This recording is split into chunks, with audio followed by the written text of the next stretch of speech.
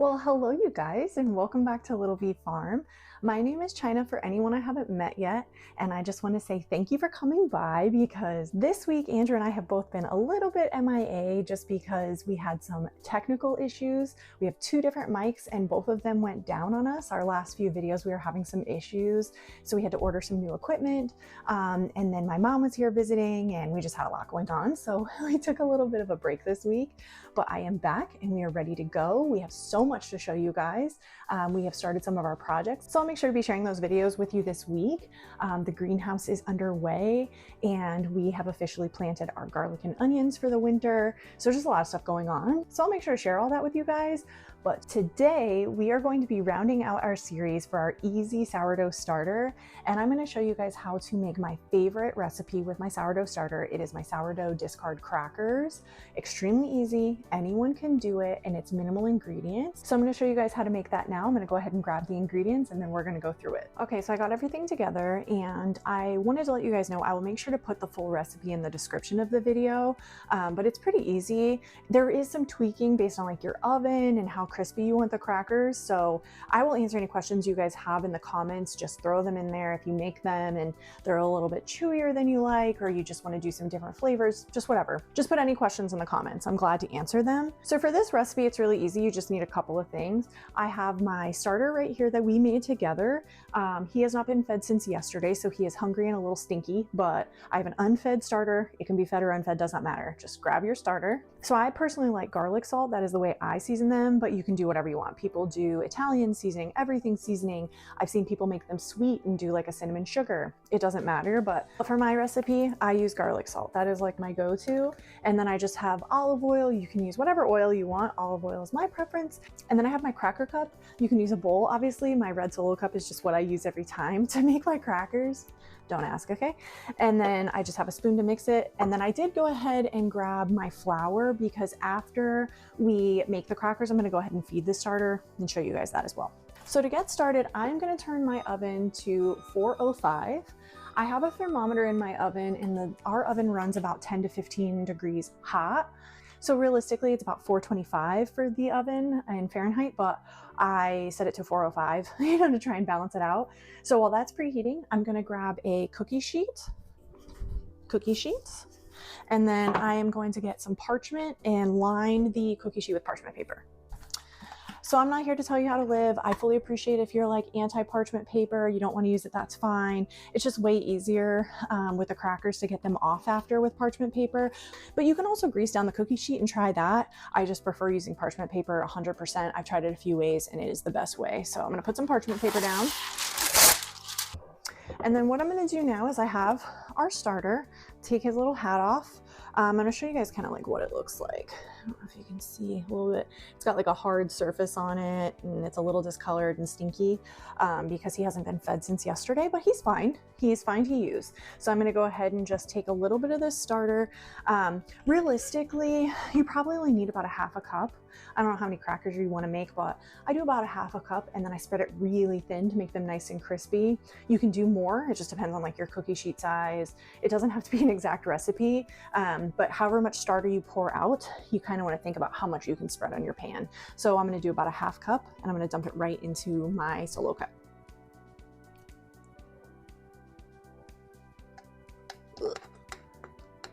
Okay. Did it. I did it without getting that big goop in there. So this guy is gross and kind of hungry. We're going to set him off to the side. I have some starter in my cup. I'm going to take my olive oil, and what I do in my Solo cup is I just pour enough olive oil to completely cover the top, like to create an entire cover of olive oil. Usually it's probably about a tablespoon or two for the half cup of starter that you put in there, and then we mix those two together. So you can kind of see there's just a little bit of oil hanging out on top of that starter, and then mix these together really good. So some of the recipes that I've seen for the sourdough starter crackers, you put oil on the pan or you put oil on top of the starter. But for me, I find when you mix the oil in, it makes the crackers crispier. So it kind of gives them like a little bit of that like fried, I guess, consistency. So I will mix this really good, make sure that oil is super incorporated. Okay, I feel pretty good about that. So I have it mixed up. I want to show you guys. So I have it mixed and it's like a nice liquidy consistency. That oil's really mixed in there. Okay, so now what I'm gonna do, I have my cookie sheet with just my parchment paper on it. I have my little bit of starter mixed with a little bit of oil. I'm gonna pour this whole thing out onto the parchment paper.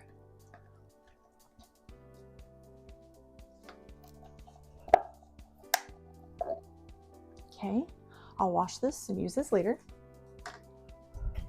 And then now you are simply going to spread it out as thin as you can get it on the sheet. The thinner the batter, the crispier the cracker. So it's preference. I prefer them crispy over chewy, so I'm gonna get mine real thin.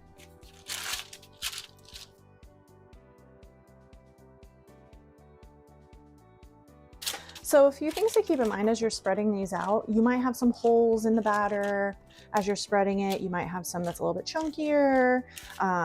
It will spread out a little bit as it cooks, so it doesn't need to be all the way to the edges. Just kind of be prepared for some thinning that'll happen as it kind of spreads out from baking.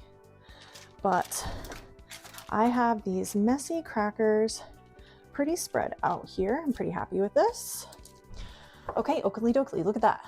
So you guys can kind of see there, it's literally just a sheet of spread out starter. And then I am going to now drizzle a little more oil on top. So I just do a quick drizzle over the top. You can put as much or as little as you want.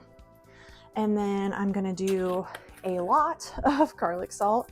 I make this myself. It's like an old container and I just keep refilling it. It's mostly garlic, honestly, but I literally cover so much of it in here. Okay, so now I'm gonna pop these in the oven at 405 for just about 5 minutes, and then we're gonna pull them out and cut them, and I will show you guys how to do that. I'm gonna pop these in here for a few minutes now though.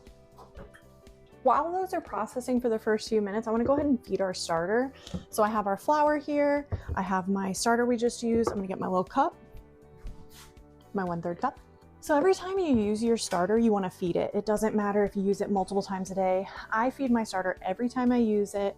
So if I have something going on where I want to make, you know, maybe a pizza and then I want crackers later, I just feed my starter every time in between. It'll be just fine. So we made our crackers. So I'm going to go ahead and take my 1/3 cup flour. We're going to feed him because he has not been fed since yesterday. And then I'm going to go grab a little bit of my filtered water. You guys know, I'll be right back. All right, so I have about 1/6 of a cup of water in here. I didn't do a full 1/3 of a cup. You guys know how that goes. Okay, so I'm gonna give it a little and mix it all up, and then it'll be ready to go. So I can already tell as I'm mixing it, I need a little bit more water. I'm gonna go grab some. So remember, the consistency should be a thick pancake batter, and right now mine is looking more like a waffle batter. Before I add the extra water, let me show you. It's just kind of pasty. It's not what we're looking for. It's like kindergarten paste and not pancake batter. So I'm gonna add a little bit more water and mix it up. All right, so this feels better. It's still a little chunky, but it's definitely a bit more of that like liquidy texture we were looking for, a little bit more pancake batter. So I'm just gonna mix it up for a few more seconds and then put his hat back on, and he is good to go until we are ready to use him again or feed him tomorrow. And that's it. Okay, so he's gonna be nice and full until tomorrow. I'm just gonna put his little hat back on, and then he goes right back up on the shelf. And it's been a few minutes. The starter has probably gotten enough of a consistency that I can cut it. So I'm gonna pull it out and show you guys kind of what that looks like. So I just pulled these out of the oven. You can see the edges are starting to crisp, and it's got enough texture on it that I can cut it. I'm gonna go ahead and drop the temp of my oven to 380, which again is going to be closer to probably like a 400, but it's just the temps that work for my oven. So I just take a pizza cutter now, and I'm just going to do vertical and horizontal lines across the crackers. It doesn't need to be perfect, and it certainly doesn't need to cut all the way through. It just kind of creates the seam, so that way when they're fully done, they just break apart. You can make them as big or as small as you want. So they have been sliced, and I'm gonna pop them back in the oven until they are a nice golden brown. It really isn't a time on this. I would say probably about, I don't know, maybe like 10 minutes, but just watch them, just kind of check on them. They do go from crispy to burnt fast. So that is my only warning. Make sure you kind of check them, but we're gonna pop these back in and I'll check on them in a few minutes and we'll see if they're ready. So we have our crackers in the oven and our starter is fed. We are good to go. The crackers will be ready in just a couple minutes, and I'll make sure to show you guys what they look like. But I just wanted to say thank you so much for hanging out with me today, and all the support we've been getting. We have so much that we want to share with you, and I told you guys we have our Q&A coming up because Andrew and I really want to just share a little bit more about ourselves and how we got here, and have you guys understand a little bit more about like what we stand for and what we believe in here on the homestead. So really excited to share that with you guys in the coming weeks. We went earlier this week and got all of our supplies that we need to finish the greenhouse. So we have the beds built, we showed that to you guys, and we officially are gonna go in this week and start ripping everything out, and we got all of our soil and we're getting everything ready to go. So the greenhouse project is underway, and I will be filming everything obviously and sharing everything with you guys, but really excited to share that project because it is a big one, and we struggled with greenhouse gardening last year. I'm not sure if any of you guys are greenhouse gardeners as well.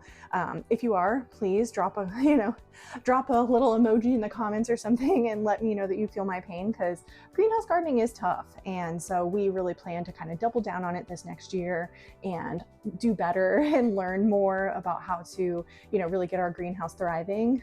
It is amazing and I'm so grateful for it. So we really want to make sure we have max production in there. So I'm excited to share that with you guys. So another part of the homestead, it's a little unfortunate, but it is just part of it. We do have some culling we need to do, some butchering of some of the birds coming up. I will make sure to have trigger warnings all over it, and I will make sure you guys know, when to expect those videos. It will not be a surprise. You won't accidentally watch a butcher video if you do not want to. But for anyone who is interested in the process, we will walk you through the whole process from start to finish.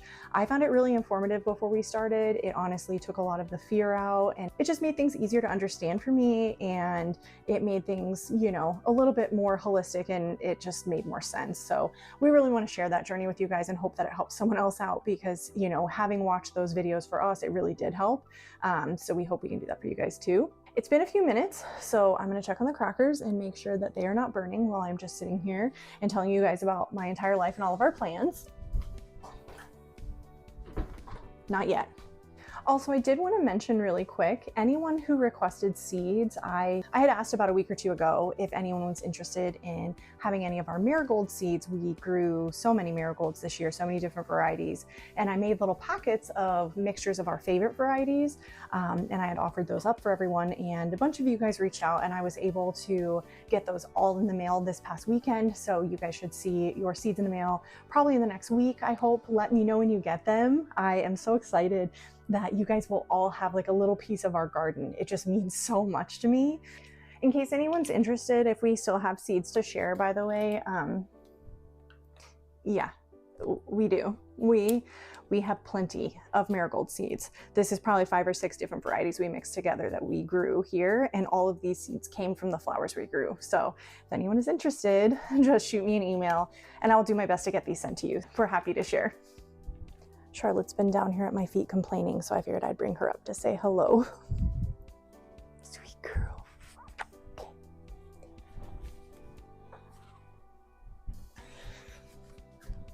All right, let's check these crackers, you guys.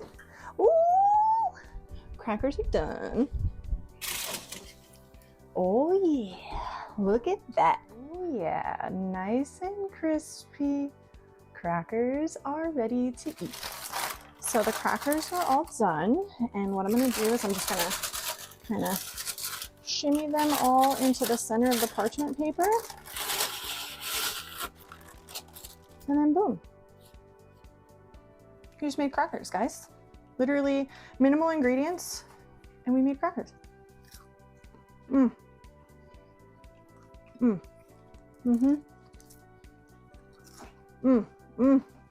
God. They're like flaky and crispy. They're kind of like a savory pie crust almost. Oh. I just need to warn you though, they're addicting. They are so addicting. So I'm gonna eat these with like some cheese and meat. Have a little snack. They're delicious. I'm excited to see if you guys make them and what you think.